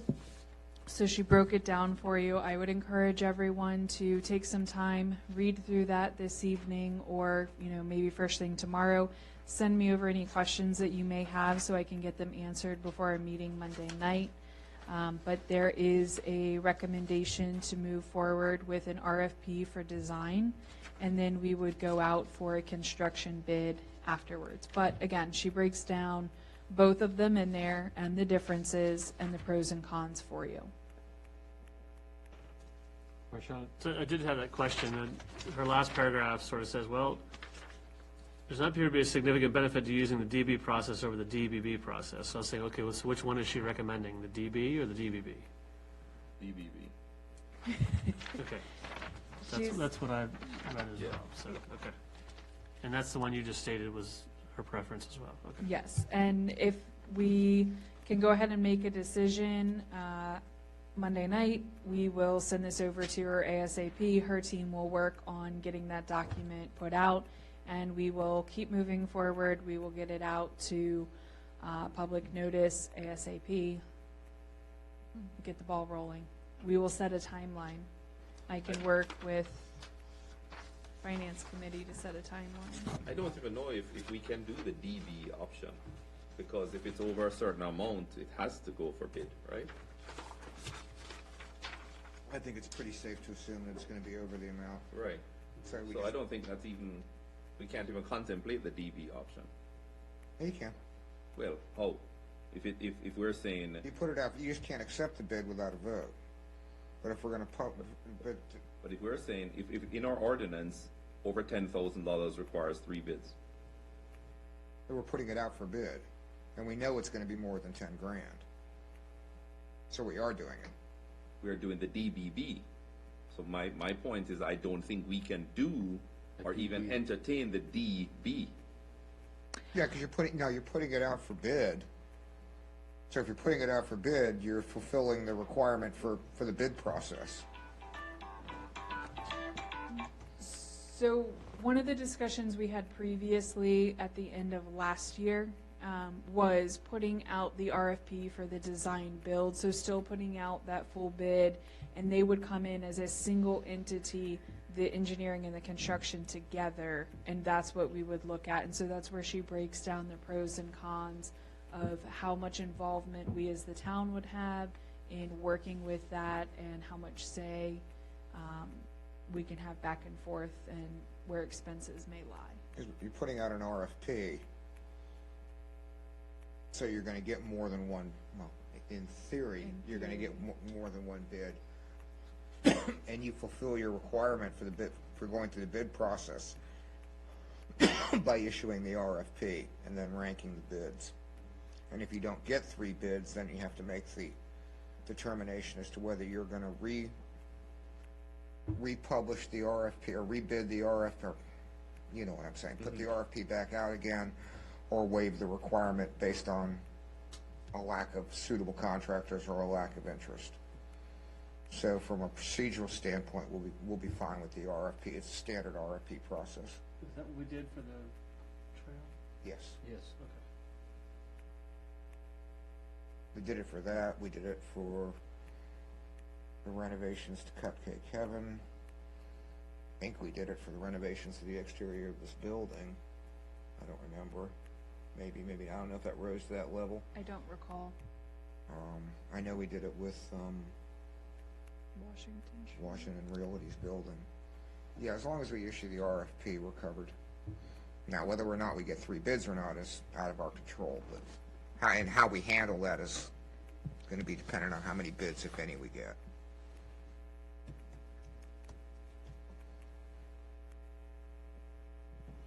So certainly read through her document. If you have any questions, the sooner you let me know, the better, and I can send them over. I do have a meeting with her at 8 a.m. tomorrow on site, so if you go home and read it tonight, you can always, we have a walkthrough. We can always touch base first thing tomorrow, and she can get back with us on questions. So that Where? we have a walkthrough over at the hotel property tomorrow morning, looking at site work that was done so that we can work with them on a site approval letter so they can go to the county for their CO. That's all I have for the sidewalk RFP updates. Everyone good? Okay.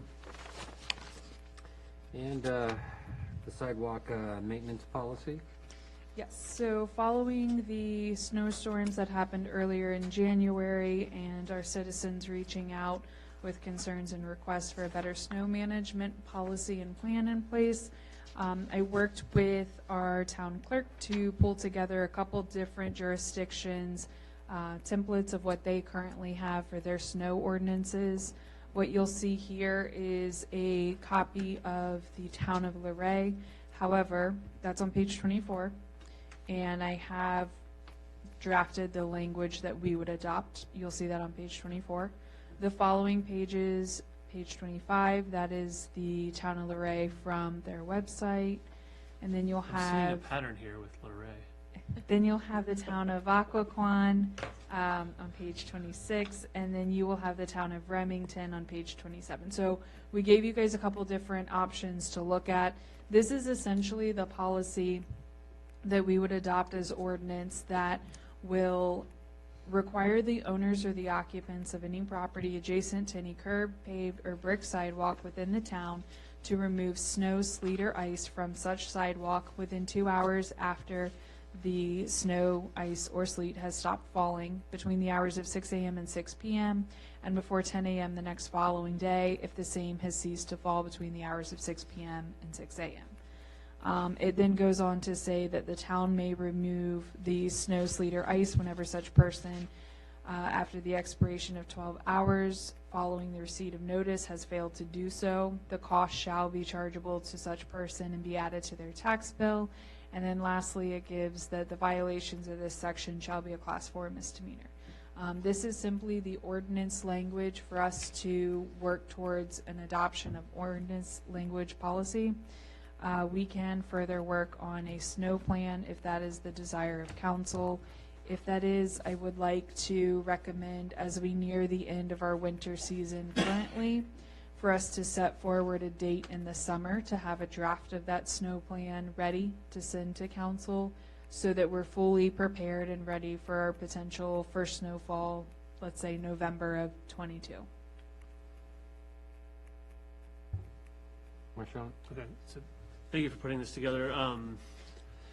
The only real comment I have, I think the priority of Washington Street and Jefferson Street should probably be those that we should continue to to take upon ourselves, regardless of owners. And maybe there's some arrangement we can do with those owners that front Washington Street. But any sidewalk that the town maintains should be distinguished from HOA sidewalks or other public sidewalks.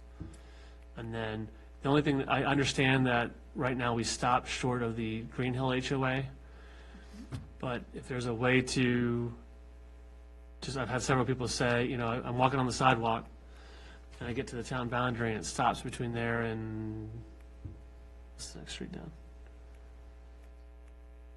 Green Hill Crossing? No. St. Paul? Green Hill Crossing Drive? That's on this side. So the end of Village is the Haymarket, the contractor has stopped, and that section of sidewalk between there over to Green Hill Crossing Drive, right by the pool. Where this sidewalk turns from brick to the small Correct, concrete by correct. the townhomes. If there's a way to, talk to the HOA that said, okay, we'll regularly maintain that and we'll just charge you back, rather than waiting them to do that, because that missing link is a key to people getting back to. Could be wrong, I think we have the same contracted snow removal as that HOA. Yes. So one of the recommendations I would just have you guys as council think about, this entire discussion has really come up, and the 4 years I've been here has come up because of Washington Street mainly. I could be not remembering correctly, however, in the 4 years I've been here, I don't believe we've ever gotten a complaint about any side streets off of Washington Street or any of the HOA streets in town. So those seem, and again, in the 4 years I've been here, those seem to be very well maintained, or at a minimum, we aren't receiving complaints about that. The complaints that we have received are on Washington Street. Most of the time they fall on the south side of Washington Street, where the buildings will shadow just a little bit more and provide shade, so they're really not melting the same. So this could also be a discussion for council to maybe discuss in the budget, if we do want as a town to maintain all of Washington Street from, Sheets intersection all the way down to the other town boundary line on the east end, and then Jefferson Street on the north section, that portion that we do maintain, then maybe it's a budget discussion of making sure we have enough for salting. I will have another invoice coming in probably this week on what it took to be proactive and salt the sidewalks pre the storm we had on Friday. So we did have that contracted this Friday. The crews did go out while it was flurrying with essentially a wheelbarrow and do the work by hand. So that would be, I know that's part of a snow plan, but I think it's part of this ordinance to say, for those streets, public streets other than Washington and Jefferson, owners will be required to. That was the only idea of When you're done, any amendment. you got the floor. Oh, thank you. Sorry. You good? Okay, Mary. I concur with Marchant that we should take ownership of the main walkways. Again, I said last time that we pride ourselves on being a walkable town, and I think that we need to put our money where our mouth is as far as that. So I'm happy to discuss when come budget season or whatever the discussions start for that. I also do think that what you have laid out here is really important, because I did receive feedback from one of our wheelchair-bound residents in my community. There's a strip of sidewalk on Hunting Path that is not maintained, and at any given time, like, he kind of gets stranded on the ice in his wheelchair when he tries to get some fresh air and things. So I think that an ordinance like this would be important for us to help enforce the accessibility for, our residents, especially this particular resident, who may need to go up to Aldi or, whatever. Just to have access, which everyone has the right to do. So I appreciate you coming up with different options, going through them, and drafting up your suggested motion. I look forward to getting this in place, because I think that ownership of properties adjacent to the main strip is important, but I also do feel like we as a town council should take responsibility for the main part of our our town. I think based on the conversations I've heard that we should certainly bring this back up. My recommendation is to bring it back to our next work session. And why don't we as staff come to you with a town map with the roads highlighted that we've discussed here tonight. I will also call out any of the properties that have a sidewalk that are currently sitting vacant. So I believe that Hunting Path section is sidewalk, that lot is vacant, right? Is that the one you're talking about? There's nothing on it. It's, the property's owned, I believe, but there is no building. Okay, so I'll take a look at that. I'll also look at if we have properties where we do have buildings with sidewalks that are currently sitting vacant, so we can have a better understanding of exactly which areas are in need of this, that are not on Main Street. And then I'll work with Roberto. Our last bill for not this snowstorm that happened Friday, Saturday, but the snowstorm prior that was on 116 into 117. That was $2,642 for that. We can break down exactly what that cost was, how much of it was salting and sand, how much of it was hand shoveling on the brick sidewalks, and we can go from there and just have a more productive conversation. What was the cost for the first one, the big one? So this one was the one that was on 116. Let me look at exactly when that was, because it was not the bigger one. It was not the bigger one. The bigger one, the bigger snowstorm happened on 1/3. So this is one that happened on a Sunday evening on 116 into 117. It was more of the ice storm, and Town Hall was closed on the 17th. If we had not been closed for Martin Luther King Jr. Day, I do think the government would have closed down. So it was more of a significant ice storm where we had about 2 inches of snow, and then that nice layer of ice that really messed everything up. So that's the cost for the snow removal? That was For the the 17th? cost, so give me 1 second, I'll read it to you. So And the cost for the big one, do we have that number? we do have that number. I don't have it right in front of me. I'd have to pull it. We have a contract with them to plow our lot, and so when they plow our lot, it was roughly $460 to do that portion. The clearing of the sidewalks was $900 for one line item. The ice melt they had to purchase for the sidewalks was $418. And then sidewalk clearing, which took 3 men, 6 hours, was $864.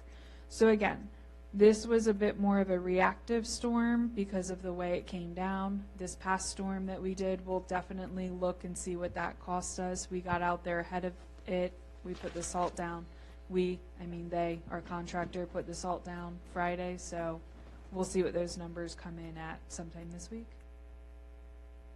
And we have a continued line item for that every year, correct? Yes. Okay, so it's really based on season, right? It is, yeah. and sometimes it's really hard. I mean, you guys all live here, you know, some years we get a lot of snow and ice, some years we don't get any, so it's certainly worth the discussion, and we can put notes in of, you know, why this council should put notes in of why, and that Yeah. starts with our snow plan. And I know it was reduced a few years back. Yep. You have a comment, Bob? Yeah, a couple of things. One, I would number this 22/6, Okay. just for continuity's sake. Okay. Couple of things.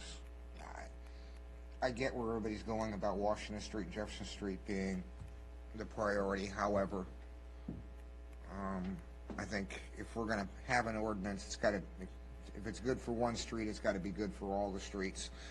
I think, I have a suspicion that we would accrue some sort of liability if we didn't apply it unilaterally. I mean, apply it universally to all of the streets in town.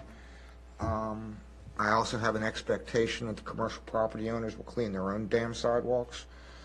I mean, I can understand it, you know, some residents are not in a position where they're capable to do it in an expedited fashion, or physically or financially able to do it. with respect, I don't want us taking ownership in writing. I think it's got to apply to everybody. With respect to the hunting path problem, that's an HOA problem, they need to address it. No, it's not. No, it's not part of our HOA. Whose reservation strip is it? That's actually a VDOT VDOT road. road. That's a VDOT road into that circle, and then it's HOA. So it's not HOA ours. did a good job. But where is this sidewalk strip that he can't access, that he gets stuck on? So leaving, on Cheyenne Way, right? So he's at the corner by Old Carolina. So he's gonna take the sidewalk on his side, Uh-huh. and then he's gonna come around and try to go, that main circle, he's gonna approach that circle, that's where the HOA ownership ends. And then he wants to go up towards El Vaquero. But he cannot access El Vaquero because that strip of sidewalk is The not one owned on by the Hunting HOA. Path. Right. Yeah, that's the owner's issue, but, okay. And this gets to the, what's good for one is good for all. You know, the owner of the property Right. fronting Hunting Path should be handling that. Right. Whoever, I have a sense of who it is, but we'll see. The other thing I've kind of got an issue with is the timing here. Do it within 2 hours, the same as cease to fall, if it's between the hours of 6 a.m. and 6 p.m. 2 hours is kind of, quite frankly, I find it a little onerous. It's just a little bit too much of an expectation. If you look at the other, that comes from Lou Ray's, but if you look at the other ones, they're significantly more forgiving. That was like 24 hours, it's the same. Occoquan is 12 hours, and Remington is 24. I just don't think 2 is appropriate. Remington has sidewalks? They're dirt, but Maybe that's what we need. We Cow need dirt paths. sidewalks. I was there today, yes, they do. I would, You were expecting me to I say something would, like that. I would agree 2 hours is a tight timeline. But based on our citizen concerns, we probably don't want to go all the way up to 24 hours. Because of I the can live volume of with people using with them. 12, but 2. Especially- Yeah, I'm not gonna. 2's not cutting it. Fair with me. enough. If it comes down at 6 p.m., it's already dark out, in the winter months when it's snowing. Do we really expect someone for 2 hours to go out there and work to get it cleared by 8 p.m.? Nope, probably not. You can have the mayor of Haymarket send all of his complaints about that to my address. Huh? Yeah. You can give my name That's and right, address. keep me out of this, right? The only concern I have with this, and it kind of tag team with what Bob is saying with the 2 hours, is the enforcement of it. I kind of see us getting into a place where it's hard to justify and enforce. Because who determines when the 12 hours starts? If the homeowner is saying, well, I still see snowflakes falling, Yeah. So it's like you get into this back and forth with them, and then the citation, and then I just see it as a nightmare. So I understand the concept of it for just having an ordinance, but the enforcement part, I kind of foresee a problem with it.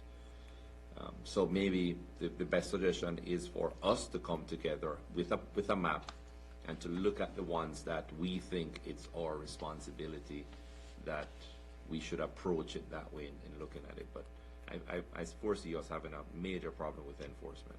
Well, I do too, but the problem that I think that is cured by applying it to everybody is a liability one.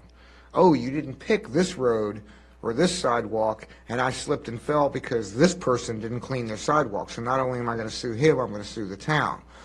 I think that's a stretch. I can see it. I've seen, It's Chris is amazing in what people come construction. up with. Somebody falls off a building. They sue the people. They sue the building, the construction company, the property owner, the person that manufactured the drill they're holding in the hands. Can't let that Right. Yeah. But I think we'll run it by Martin. But I think if you're going to establish a policy like that, it's got to be universal to all the sidewalks. For me, it's going to be an all or nothing thing. Yeah, and also the enforcement, yeah, it's going to be tough to enforce, but at least it gives a tool for us to move forward if we need to. Right. Especially If we if you've got really a- have a problem. Right. And I think maybe If reaching you've got a out repeat to- offender. Yeah, reaching out to the resources that we've gotten these from to see how they handle the enforcement. Yeah, but Bob, also on the liability issue, I'm a homeowner, and I'm in a spot where you're making me shovel my own. I don't want my tax dollars paying for somebody else not to Yeah. have to shovel theirs. Well, let me And I'm sure clarify, there's a lot of people who would have the same complaint. let me clarify the Washington Street comment. I always understood that because we went with brick, VDOT says, town, you own them. Correct? That That's is, not my understanding. so VDOT came back and said, since you went above and beyond the standards concrete that we put in as VDOT, you must maintain the brick sidewalks. So in other places, for example, Sherwood Forest, if they have sidewalks, which they do, and they're concrete, they've been accepted into the VDOT acceptance of the streets. We did the walkthrough, we looked at everything, they were replacing sections of it right and left because VDOT requested it. However, VDOT does not come out and salt or remove snow or anything for the treatment of those sidewalks because that falls on the owner or the occupant of that property. So that was a distinction, that's where I came up with the Washington Street, especially with the new concrete where you don't want the wrong salt put on it, Difference it eats it between, up. there's a difference between sidewalk maintenance and snow removal. Understood, but that was the rationale I originally had for the distinction of Washington Street, was just our responsibility for that is different than some of these sidewalks built to the VDOT standard. From a maintenance standpoint, yes. From a snow removal standpoint, no. Okay. I think we would, anyway. I mean, I would kind of argue that snow removal is part of maintenance, but again, If that we're were the also case, then looking at, VDOT would be though, out there maintaining everybody's sidewalks and shoveling them. we're looking at the connection from the bridge and the bridge area to us. Who's the owner there? Is that us, or are we just going Actually, I to think just we take care of own the that, bridge? but That's us, because it's a That's us. multi-use path, it's not a sidewalk. it's built, Okay. it's actually outside of their property line too, I believe. And If that I was my big recall. question earlier, is on the eminent domain situations we had with our streetscape. Do we own that property, or did we just buy an easement? Just got an easement. So we would have to pull for all the different projects and make sure that based on the easements that were done at the time on those portions of the sidewalk, there's no telling if they were done exactly the same on Washington as Jefferson. So we would have to pull all of those and read through those documents and ensure that we've properly flagged which properties throughout the town. Yep, and you know, I would definitely see a different definition of what's on Jefferson, what we just put in. That's more of a path, that's not really a sidewalk. I mean, it's larger than 5 feet wide, isn't it? That's correct. Well, the idea was not to overthink it, just to me, it just had the priority areas. Yeah. And I think it does just for the perception as of us stopping short of going, is it Greenhall Crossing Drive in front of the Right. country club? Yes. That it does look particularly, just looks bad that we missed that section. The people, we went the effort of clearing all that sidewalk, why not just clear to the next public road? If we can resolve that with the next snowstorm as part of the plan, maybe not the ordinance, but as part of the plan. I don't have an issue Well, with you know, that at all. this year, you know, this winter, we've accepted responsibility for it since we don't have anything in place. Okay. But Right. next year, when we get the ordinances taken care of, we get our removal plan, all that's going to be, should we say, communicated and Everybody's gonna have made to be aware noticed. for everybody. Everybody's gonna have to be noticed, particularly the commercial operators. Yeah, Outlining an expectation exactly. is what's happening. We good? So, next meeting, if you could come up with a schedule of when you want to get that plan in place over the summertime? Next work session? Work session? Yes. That's fine. Right. Yes, we'll do that. We'll come we'll come with the plan, schedule outline, and do you guys want to talk any more about the map, or do we want to leave that to staff to discuss, come up with this plan and the map, and then bring it back to another work session? What do you guys feel we need for ordinance review? You lost me. One more time? For the February work session, do you guys want simply a schedule that staff presents to you more as a FYI, here's our schedule, here's what we're working to, you're gonna see our draft snow plan and policy on this date in the summer, here's our plan to get it accepted by this date, and then it goes into effect? Or do you want to have a full discussion again with a map showing the properties, additional ideas for enforcement, and the schedule? I think I want the extra month Yeah. of review. With the map. Okay. So you want option B, you want the map with the discussion, enforcement ideas, as well as the schedule for how we're going to do the plan and the policy? Okay. But in the interim between now and that work session, if there's a snowstorm, can we clear, go back to my earlier point, can we We've clear? already Yes. decided. Already Yes, done we that. will do that. I will clarify with our contracted snow removal that the concrete portion that ends, the brick portion that ends behind Haymarket Station and picks up into concrete that goes all the way up to Green Hill Crossing Drive and stops at that road will be cleared. And that's it, right? In that section? Correct. That was from constituent Phil Swinford. He was on his wheelchair, and that became an issue for him to have to turn around and go back. So thank you for addressing that. And I also had a constituent draw my attention to that specific piece of sidewalk as well, Jessica Ornedo. So Ornedo. Huntington Path, Ornedo. Hunting, but not hunting. Hunting. No. yeah, On sorry, I do that. On Hunting Path Road, if we have another snowstorm, I have a good connection with the owner. So I will reach out to that owner and request that they properly maintain their sidewalk. Please and thank you. There's still gonna be a portion there that is not cleared, that is not owned, that's owned by VDOT. That portion where the vacant lot is, that's the portion with that, No, I'm talking where the vacant lot ends, and we're right in the cul-de-sac or the roundabout. There's still a portion there that belongs to VDOT. It doesn't belong to the HOA, and it doesn't belong to the yoga place. You sure about that? Yeah, I would. Yeah, because we don't clear it. The HOA doesn't clear it because the HOA doesn't go into the roundabout.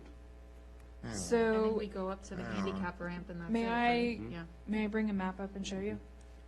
I'm gonna pull it up on Mapper, yeah.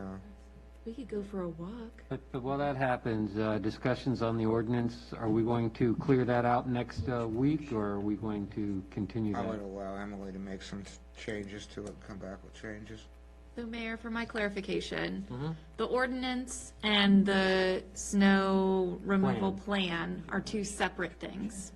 Correct, but the Okay. plan works off of the ordinance as well, because it identifies the areas we're responsible for, homeowners are responsible for.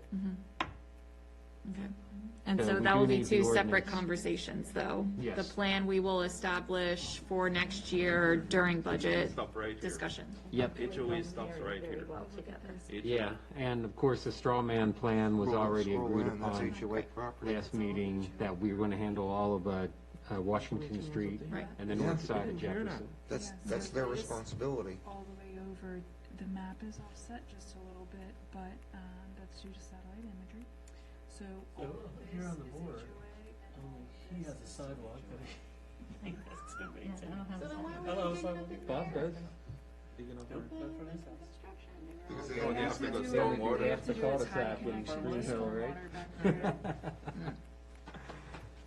Who approved that? Hold on, let me, Subcommittee. I'll I talk gotta to send him. this to HOA. That was way back in ancient days. 99. I mean, Green Hill was around for at least 2 years before my house was.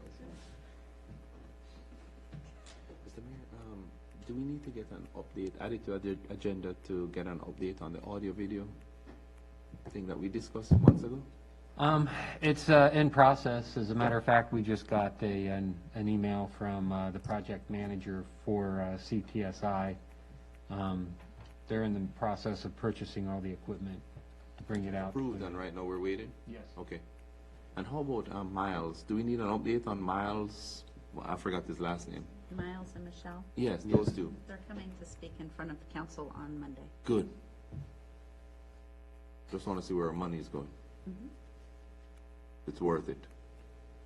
Okay, we get it back? let's continue our meeting. We've got sidetracked here. Okay, do we have all our questions answered? Yes, we do. That will come back on the 28th of February for the sidewalk. Okay, I'm still kind of confused on the ordinance. Are we moving forward on that next week, or what type of time do you need? Let's bring that all back on the February work session so that I can talk to you guys about enforcement and the map. Okay, And that's all I have for this evening. okay. I have a question for Roberto. Is he still on? Let me dial him back. One No, second. it's fine. I just wanted to make sure. Just playing with him. When I walked up there, the call dropped. Okay, next agenda item, of course, closed session. We don't have any closed sessions scheduled for tonight. So that moves us on to adjournment. So moved. Second. All in favor, say aye. Aye. Off of Venus.